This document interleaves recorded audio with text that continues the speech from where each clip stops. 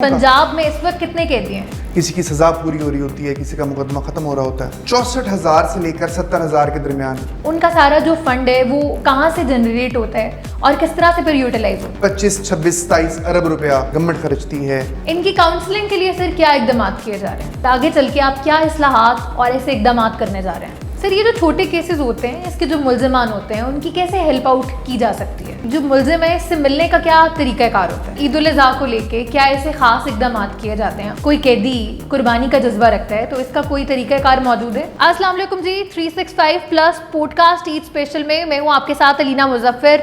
और हमारी आज के पॉडकास्ट के एक तो ईद का भी मौका था और वैसे भी हमने सोचा कि कौन सी ऐसी अहम और ख़ास शख्सियत को आपसे मिलवाया जाए, तो फिर ये तय पाया कि हम आपको मिलवाएं एडिशनल सेक्रेटरी जेल खाना जात आसिम रज़ा को। तो इन्होंने आज अपने ख़ास कीमती टाइम में से हमारे लिए वक्त निकाला है। बाकी सारी बातें इन्हीं से जानते हैं ईद के मौके पे। अस्सलाम वालेकुम सर। सर बहुत शुक्रिया, आज आपने अपने कीमती टाइम में से हमारे लिए जो है वो वक्त निकाला है। वालेकुम अस्सलाम, आपकी तशरीफ़ आवरी का बहुत शुक्रिया। Thank you so much sir. Sir देखने वालों को अपने बैकग्राउंड के बारे में बताएं। शायद मैं तो जानती हूँ या और लोग तो जानते होंगे, लेकिन जो आपके व्यूअर्स हैं वो नहीं जानते आपके बारे में ना, तो बताएं इससे पहले आपकी क्या सर्विसेज हैं? देखिए, मैंने 2009 में CSS किया और पाकिस्तान एडमिनिस्ट्रेटिव सर्विसेज मैंने ज्वाइन की। 2011 में हमारी ट्रेनिंग हुई और उसके बाद जो PS के अफसरान हैं उनको अपना सूबा छोड़ना पड़ता।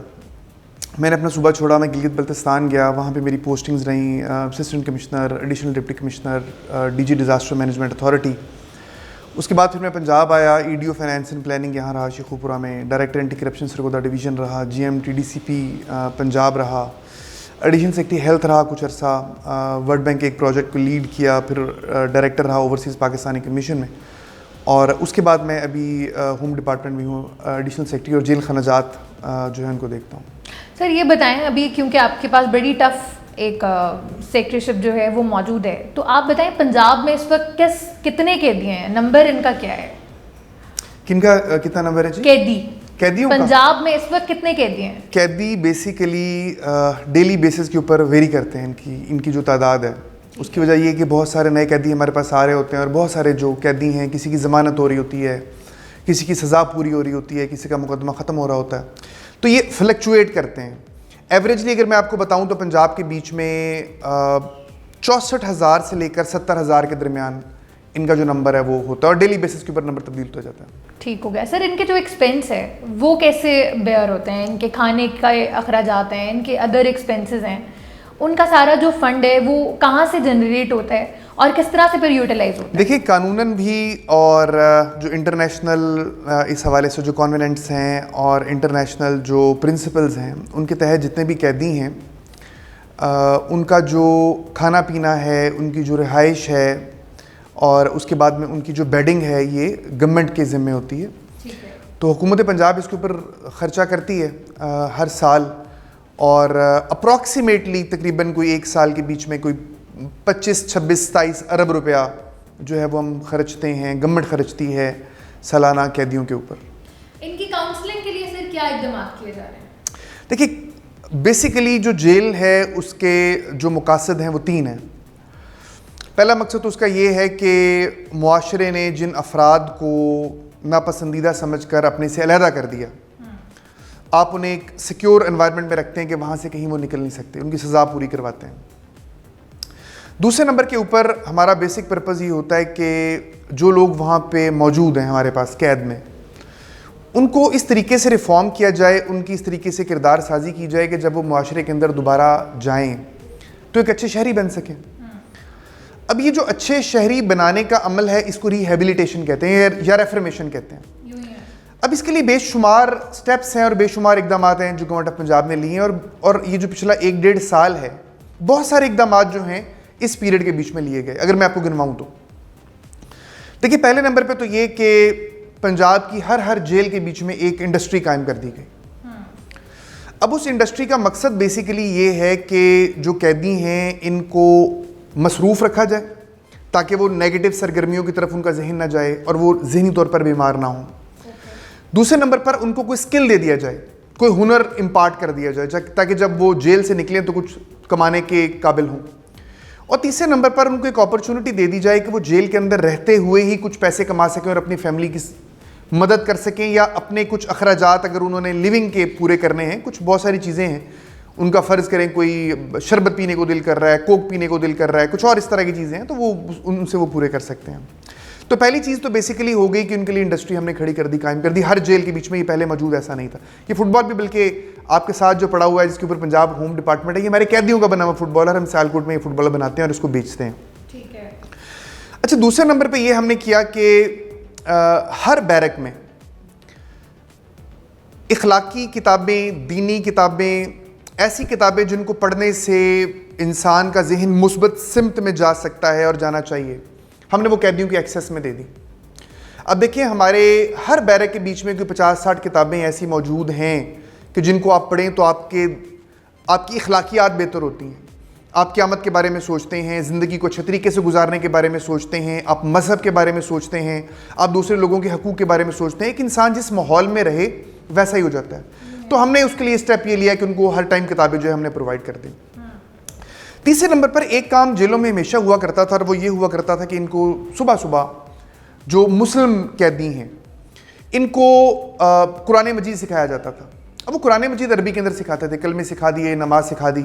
हमने इस पैटर्न को चेंज किया, और इस पैटर्न को चेंज करने के बाद हमने एक बुकलेट जो है वो मुरतब की हमारे जो दीनी मदारस हैं उनके साथ मिलकर गवर्नमेंट के सेक्टर में, और उसके बीच में कुरान मजीद के वो अहकामात जो मुआशरती ज़िंदगी के हवाले से हैं, हमने उसके बीच में वो तर्जुमे के साथ डाल दिए। अभी वो बुकलेट आप मेरा ख्याल है कि दिखा भी सकते हैं अपने स्क्रीन के ऊपर लोगों को, देखने वालों को। ये मुख्तलिफ चैप्टर्स के बीच में हमने चीज़ों को तकसीम कर दिया इस बुकलेट के बीच में। अब वो रोज़ाना वो पढ़ाई जाती हैं कि वालिदैन के क्या हकूक़ हैं, दूसरे इंसानों के क्या हकूक़ हैं, झूठ बोलने के हवाले से अल्लाह ताला क्या फरमाते हैं, लड़ाई झगड़े के हवाले से क्या फरमाते हैं, किसी दूसरे इंसान की जान के हवाले से क्या कहते हैं, इज़्ज़त के हवाले से क्या कहते हैं, आपने किसी से बात करनी है तो कैसे करनी है, आपने गुस्से को कैसे पी जाना है। यानी कि जो कुछ इस्लाम दरअसल कह रहा है, जो कुछ अल्लाह ताला दरअसल चाह रहे हैं अपने बंदों से, अब हम उनको अच्छे तरीके से समझाने की कोशिश करते हैं। चौथे नंबर के ऊपर बहुत सारे हमारे इखलाकी सेशंस होते हैं। कासिम अली शाह साहब दोस्त हैं, भाई हैं, मोटिवेशनल स्पीकर हैं, पूरी दुनिया उनको सुनती है। ये और ऐसे ही दूसरे जो मोटिवेशनल स्पीकर्स हैं जिनकी गुफ्तगू में अल्लाह पाक ने असर रखा है, उनको हम वक्तन फ़वक्तन भेजते रहते हैं अपनी जेलों में, और वो कैदियों के साथ गुफ्तगू करते हैं। अच्छा, पाँचवीं और आखिरी चीज़ ये है कि हमने जिस तरह छोटे बच्चों को कहना कि सच बोलोगे तो टॉफ़ी मिलेगी, हमने एक टॉफ़ी का सिस्टम पहले से मौजूद था, उन टॉफ़ियों की तादाद बढ़ाने की कोशिश की है। और वो टॉफ़ी ये है कि जो कैदी अच्छे तरीके से अपनी सज़ा काटे, जेल के बीच में कोई वायलेशन ना करे, दूसरों से लड़ाई झगड़ा ना करे, डिसिप्लिन का ख्याल करे, और साबित करे जेल के टेन्योर के बीच में कि वो एक अच्छा शहरी बनना चाहता है, उसको वक्त से पहले जेल से निकाल के पैरोल पे रिहा कर दिया। रिहा प्रॉपर वर्ड नहीं है, उसको पैरोल के ऊपर छोड़ दिया जाता है। पैरोल बेसिकली ये है कि जिस कैदी की सज़ा मेजॉरिटी ऑफ पीरियड पूरी हो चुकी हो और उसका कंडक्ट अच्छा हो, उसको आप जेल से निकालते हैं और किसी और बंदे के हवाले कर देते हैं। वो वहाँ रह के आज़ाद काम करता है, अपने घर नहीं जा सकता लेकिन आज़ाद हो जाता है। तो ये एक तरह का रिवॉर्ड है, और ये सिस्टम मौजूदा हुकूमत के आने के बाद बहुत ज़्यादा तेज़ हो गया। तो ये 4-5 चीज़ें हैं जो कि की जा रही हैं कैदियों को रिफॉर्म करने के लिए। बेहतरीन। सर, आपके पास जब 2023 में ये आप एडिशनल सेक्रेटरी बने हैं प्रिजन के, आपको सबसे बड़ा चैलेंज क्या जो है सामना उसका करना पड़ा, और आगे चल के आप क्या इस्लाहात और ऐसे इकदाम करने जा रहे हैं? देखिए, बात ये है कि जितनी जगहों से हम काम करके आ जाते हैं, उसके बाद में कोई ऐसी चीज़ बहुत ज़्यादा डिफ़िकल्ट रह नहीं जाती, क्योंकि एक प्रैक्टिस है ना, आप उसी तरह की चीज़ों से गुजार रहे हैं, आपको ट्रेन उसी तरह के माहौल के लिए किया गया। फिर उसके बाद मैंने जिस पोस्ट के ऊपर ज्वाइन करना है वो यूँ समझ लीजिए कि वो गवर्नमेंट की मशीनरी में एक मिड लेवल की पोस्ट है। मतलब मेरे से ऊपर मेरे जो सीनियर अफसरान हैं, होम सेक्रेटरी साहब हैं, चीफ सेक्रेटरी साहब हैं, ये पहले स्पेशल सेक्रेटरी साहब हैं, ये मौजूद होते हैं पहले से। तो हम आके वो जस्ट ज्वाइन देयर टीम, और जब सीनियर अफसरान पहले से मौजूद हों रहनुमाई करने के लिए, विजन देने के लिए, गाइडलाइंस देने के लिए, तो चीज़ें बहुत ज़्यादा प्रॉब्लमेटिक होती नहीं हैं। तो फिर आज मैं यहाँ पे हूँ, कल मैं जिस जगह पे जाऊँगा, ज़ाहिर है वहाँ पे सेक्रेटरी साहब काम कर रहे होंगे, चीफ सेक्रेटरी साहब मौजूद होंगे इंशाल्लाह ताला, तो वहाँ पे भी उस टीम के बीच में जो कुछ चल रहा है हमने जाके उसको चलाना शुरू कर देना है। बाकी कुछ चीज़ें हमेशा से मेरी कोशिश ये रहती है कि मैं एक अच्छा टीम मेंबर रहूँ। जो चीफ सेक्रेटरी साहब या होम सेक्रेटरी साहब एज कैप्टन जो वो हमें डायरेक्शंस दे रहे होते हैं, या जो वो गोल्स दे रहे होते हैं, उसको एज ए टीम मेंबर हम लोगों ने अचीव करना होता है। उसमें गलतियाँ भी हो रही होती हैं, और हमारे सीनियर्स उनको इग्नोर भी कर रहे होते हैं। तो ये एक टीम वर्क है बेसिकली। सही हो गया। सर ये जो छोटे केसेस होते हैं, इसके जो मुल्ज़िमान होते हैं, उनकी कैसे हेल्प आउट की जा सकती है? देखें, जो बहुत छोटे केसेस हैं उनको अदालत वैसे ही प्रोबेशन के ऊपर छोड़ देती है। मालूम नहीं कि आपके सुनने वालों को इस चीज़ का पता है या नहीं पता कि अगर मैं कहता हूँ कि हमारी जेलों के बीच में इस वक्त 70,000 कैदी है, तो 40,000 लोग ऐसे भी हैं जिन्होंने जुराइम किए, लेकिन वो जुराइम छोटी नोयत के थे, लेकिन अदालत ने उनको जेल में भेजने की बजाय उनको प्रोबेशन के ऊपर रिहा कर दिया। अब वो लोग रहते अपने घरों में हैं, लेकिन वो डिपार्टमेंट हमारे पास है प्रोबेशन पैरोल का, हमारे अफसरों के पास आ जाते हैं और हमारा अफसर उनको मॉनिटर करता है कि दोबारा वो ऐसा जुर्म ना करें और उनकी अखलाकी तरबियत करता रहता है। इनको प्रोबेशनर्स कहा जाता है। तो जो छोटे जुराइम वाले लोग हैं, इनको बहुत सारों को अदालत छोड़ देती है। अगर हमारे पास वो जेल में आ जाएं तो फिर हमारी कोशिश ये होती है कि हम उनको बड़े जुराइम वाले कैदियों से अलहदा रखें। मतलब हमारा पहला काम ये होता है। जेलों के बारे में आम तासुर ये पाया जाता है ना कि जेल के अंदर बंदा जाके बड़ा कैदी बनता है, वैसे फिल्मों ने ज़्यादा तासुर जो है वो फैलाया है। ये बहुत सारी चीज़ें बहुत मुख्तलिफ हैं। आप जेल का विज़िट करेंगी तो आपको लगेगा कि ये बाग़े जना के बीच में आप आ गई हैं। खूबसूरत बने हुए लॉन होंगे। आप जेल का खाना खाएंगी तो आपको लगेगा यार बड़ा अच्छा साफ़ सुथरा खाना है, क्वांटिटी वाइज भी, क्वालिटी वाइज भी, टेस्ट वाइज भी। हमारे जेल के खानों के बाकायदा हर महीने जो पंजाब फूड अथॉरिटी है वो इंस्पेक्शन करती है। अनअनाउंस्ड वे में अफसरान आते हैं, नॉक करते हैं, खाना चेक करते हैं, अपनी रिपोर्ट दे के चले जाते हैं। इस तरह किसी शायद रेस्टोरेंट या होटल के अंदर भी ना होता हो। तो गवर्नमेंट का बहुत सारा फोकस है जेलों के ऊपर और यहाँ पे जो ज़िंदगी कैदियों को दी जा रही है उसके ऊपर। तो छोटे कैदियों के हवाले से हम उन्हें तरह तरह से इंगेज करने की कोशिश करते हैं।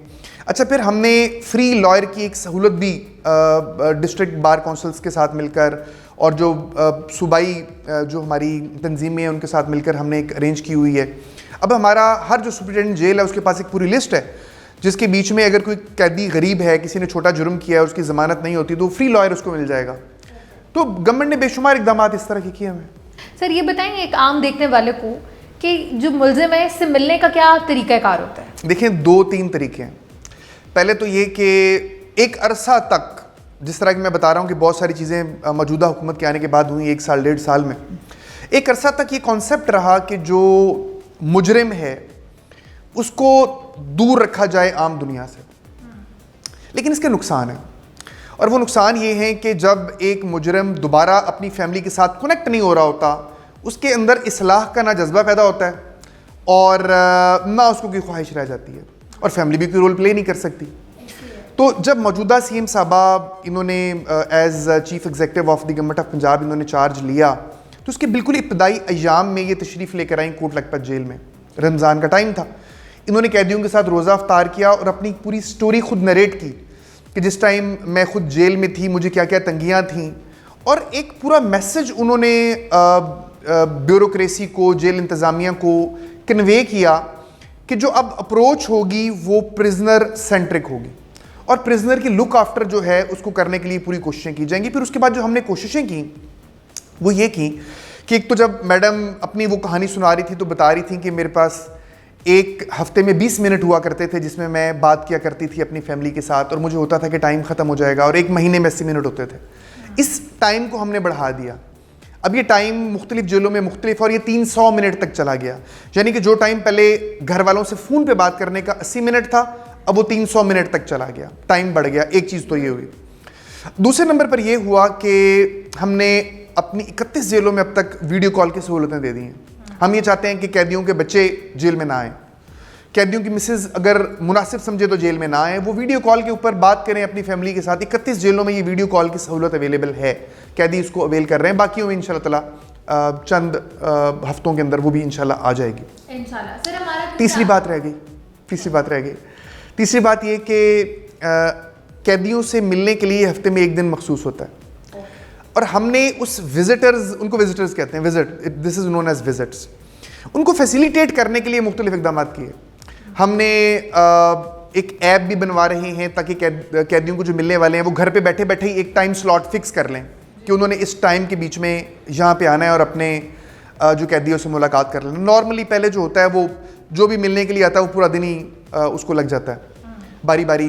दूसरे नंबर पर हमने एक काम ये भी किया हुआ है कि हमने जिस तरह बैंकों के बीच में आपने देखा होगा क्यू मैनेजमेंट सिस्टम आप जाते हैं, पर्ची लेते हैं, आपका टाइम शुरू हो जाता है, आपको पता होता है मेरी बारी कब आनी है। हमने जेलों में वो शुरू किया हुआ है। आप सेंट्रल जेल में आप देखेंगे कि ये सिस्टम हमारा चल रहा है। जो भी आता है वो पर्ची लेता है, उसको पता है ऊपर नंबर चल रहे हैं कि मेरा अगर 56वां नंबर है तो नंबर चल रहे हैं, उसको पता है मैंने कब जाके अपने कैदी से मुलाकात करनी है। तो ये वो तरीके हैं जिसके ज़रिए हमने कैदियों का जो इंटरेक्शन है with their families and visitors, इसको हमने फैसिलिटेट किया। ठीक हो गया। सर, ईद उल अज़हा को लेके क्या ऐसे ख़ास इकदाम किए जाते हैं, और अगर कोई कैदी कुर्बानी का जज्बा रखता है तो इसका कोई तरीक़ाकार मौजूद है? देखिए, कुर्बानी फ़र्ज़ है, और कैदी अगर कोई करना चाहे वो तो वैसे भी जेल में तो नहीं करनी, वो तो कहीं भी करवा सकता है। जिस तरह हम लोग जो आज़ाद लोग हैं, हम भी कुर्बानी अगर करना चाहें, ज़रूरी तो नहीं कि हम घर में करेंगे, हम पैसे देंगे, कहीं भी कुर्बानी हो जाएगी। लेकिन जो हम कुछ चीज़ें करते हैं वो ये कि कैदियों को ईद का गोश्त भी अवेलेबल होता है खाने के लिए, उनकी स्पेशल मुलाकातें और स्पेशल विज़िट्स भी होते हैं, स्पेशल खाना भी दिया जाता है। अगरचे कि खाना हमारा पहले ही बहुत स्पेशल है, लेकिन ईद के ऊपर हम उसको मज़ीद स्पेशल बना देते हैं। तो ये वो चीज़ें हैं जो ईद के ऊपर कोई की जाती खास हैं। मेन्यू ऐड किया जाता है ईद के दिनों में? देखिए, ईद के दिनों में एक तो मीठे के हवाले से कुछ चीज़ें बनाई जाती हैं, मेन्यू उसका स्पेशल है, और दूसरा ईद का चूँकि ये बड़ी ईद है, ईद उल अज़हा है, तो गोश्त वाली ईद है, तो इसके लिए स्पेशल जो है वो गोश्त वगैरह जो है बनवाया जाता है और कैदियों को खिलाया जाता है। मतलब उनको पूरी फील दी जाती है कि ये ईद है, they enjoy it. Okay sir, ये जो बैरक है ये कैसे बनवाई जाती है, और बैरक में कौन सा मुल्जिम जो है उसको रखा जाता है? देखिए, बैरक कैसे बनवाई जाती है, बैरक कमरे को कहते हैं। एक कैदी है, बेसिकली हमारी जेल के बीच में दो तरह की रिहाइशें हैं। एक लंबी बरामदे टाइप रिहाइश है, उसको बैरक कहा जाता है, और एक छोटे कमरे हैं 8 बाय 10 के, उनको सेल कहा जाता है। ठीक है, दो तरह की ही रिहाइशें हैं, और इनको बनाने के लिए जिस तरह गवर्नमेंट का इदारा CNW है वो बाकी बिल्डिंग्स बनाता है, जिस बिल्डिंग में आप बैठी हैं उन्होंने बनाई, ये भी वही बनाते हैं। हम बहुत सारी जेलें अभी बनाने के लिए जा रहे हैं, तो CNW जो है वो तामीर करवा के हमें देता है जेलें। और क्या लाइफस्टाइल होता है, रूटीन क्या होती है कैदियों की, उसके हवाले से भी देखिए, हमारे दो तरह के हमारे पास कैदी आते हैं बिल अमूम। एक तो हमारे पास वो कैदी हैं मेजॉरिटी में जो कि अंडर ट्रायल प्रिजनर्स हैं। अंडर ट्रायल प्रिजनर वो हैं जो कि सज़ा याफ्ता नहीं है, और जिनको अदालत ने उनका अभी फ़ैसला नहीं किया और वक्ती तौर पर हमारे पास अमानतन हमारे हवाले कर दिया। ये UTPs हैं, अंडर ट्रायल प्रिजनर्स। 70,000 अगर मैं कहूँ तो 50,000 तकरीबन ये हैं, और 20,000 के करीब वो लोग हैं जिनको अदालत ने सज़ा दे दी। किसी को 4 साल, किसी को 5 साल, किसी को 25 साल, किसी को सज़ाए मौत, ये वो हैं जो अंडर ट्रायल प्रिजनर्स हैं। अच्छा, कुछ चीज़ें तो सारों की मुश्तरक हैं। उन्होंने खाना उनको मिलेगा अपने टाइम के ऊपर, उनकी मुलाकात होगी जिस तरह का तरीका है, वो फ़ोन के ऊपर बात कर सकेंगे जिस तरह सारों का तरीका है। अंडर ट्रायल प्रिजनर्स की मूवमेंट ज़्यादा होती है बाहर की जानिब, यानी उन्होंने अदालत में जाना है, पेश होना है, आना है, तो वो ज़्यादा इन एक्टिविटीज़ में रहते हैं। जो सज़ा याफ्ता कैदी हैं, ये मुख्तलिफ़ तरह की सरगर्मियाँ सर अंजाम दे रहे होते हैं। मसलन इनको ज़ाहिर है, इनको ज़्यादातर को सज़ा जो होती है वो बामुशक्कत होती है, तो उनको मुख्तलिफ़ तरह की इंडस्ट्रीज़ में हम इंगेज करते हैं, मुख्तलिफ़ तरह के खानों में, खाने पकाने में और कामों में हम इंगेज करते हैं। कोई गार्डन का काम सीख रहा है, कोई और काम सीख रहा है, इस तरह की चीज़ें चलती हैं। जो अंडर ट्रायल प्रिजनर्स हैं उनको भी हम मुख्तलिफ़ तरह की स्किल्स इम्पार्ट करते हैं, ताकि जब वो यहाँ से निकलें तो उनको कुछ ना कुछ आता हो। उनको मसलन देखिए ना, हमारी जेलों में क्या क्या कुछ बन रहा है। हमें साबुन बनाना आता है हमारे कैदियों को बल्ब बनाना आता है, हमारे कैदियों को जूते बनाने आते हैं कुछ 4-5 तरह के, हमारे कैदियों को सॉक्स जुराबें बनानी आती हैं, हमारे कैदियों को फुटबॉल बनाने आते हैं, हमारे कैदियों को ग्लव्स बनाने आते हैं, हमारे कैदियों को लकड़ी की कोई 1500 किस्म की चीज़ें बनानी आती हैं। हैंडीक्राफ्ट मुख्तलिफ़ तरह के हमारे कैदी खुद बनाते हैं, लकड़ी की छोटी छोटी चीज़ें। LED बल्ब्स हमारे कैदियों को बनाना आता है, सर्फ हमारे कैदियों को बनाना आता है, फ़िनाइल हमारे कैदियों को बनाना आता है, खाना हमारे कैदियों को बनाना आता है। तो बेशुमार चीज़ें हैं जो हम जेलों में सिखाते हैं। कालीन, ये जो कालीन जो आप देख रहे हैं ये हमारे कैदियों के बने हुए हैं। Good effort. सर, एक ख़ास मैसेज जो ईद के मौके पे आप हमारे प्लेटफॉर्म के ज़रिए कन्वे करना चाहें? देखें, आपके प्लेटफॉर्म से मैं सिर्फ यही कहना चाहूँगा कि हमारा मुआशरे के अंदर अनफॉर्चुनेटली बहुत ज़्यादा एक नेगेटिविटी आ भी गई है, और हम नेगेटिविटी को प्रमोट भी करते हैं।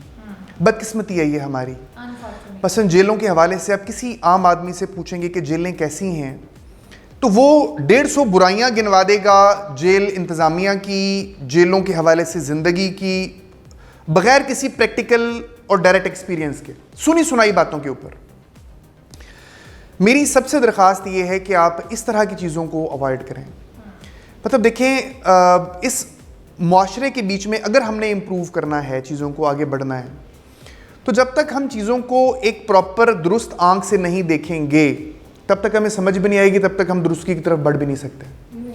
तो इस मुआशरे में जिसमें नेगेटिविटी बहुत ज़्यादा है, उसके बीच में मेरी सबसे रिक्वेस्ट ये होगी कि एक तो ऐसे इदारों को अप्रिशिएट करें जो कि उनको लगता है कि वाकई काम कर रहे हैं। गवर्नमेंट ऑफ पंजाब में खाली जेलों की बात नहीं कर रहा, ऑनेस्टली बता रहा हूँ, गवर्नमेंट ऑफ पंजाब का एक टीम वर्कर होने के लिहाज से नहायत दयानतदारी से सीएम साहबा से लेकर हमारे बिल्कुल एंड तक जो हमारी जितनी भी टीयर्स हैं, नहायत ईमानदारी से काम हो रहा है, मेहनत हो रही है, कोशिशें हो रही हैं। सीएम साहबा, सीएस साहब, होम सेक्रेटरी साहब, जितने भी सेक्रेटरी साहबान हैं, मतलब उनकी जो ज़िंदगियां हैं यूँ समझ लें कि सुबह से लेकर शाम तक वो काम काम काम इसी के बीच में एंगेज हैं, इसी के बीच में लगी हुई हैं। और आज आप जेलों की जब क्लिप्स दिखाएंगी, जेलें, मैं चाहूँगा कि आप जब जेल दिखाएं तो हर चीज़ दिखाएं, हमारा किचन दिखाएं, हमारे लॉन्स दिखाएं, हमारी बैरिक्स दिखाएं, हमारे वॉशरूम्स दिखाएं। छोटी छोटी चीज़ों के ऊपर हमने बहुत ज़्यादा जो फोकस किया वो लोगों को दिखाएं ताकि उन्हें पता चले कि जो गवर्नमेंट है वो कितनी तुंदही के साथ, कितनी मेहनत के साथ डिलीवर करने की कोशिश कर रही है। बहुत थैंक यू सर आपके आज के ख़ास टाइम के लिए। Thank you.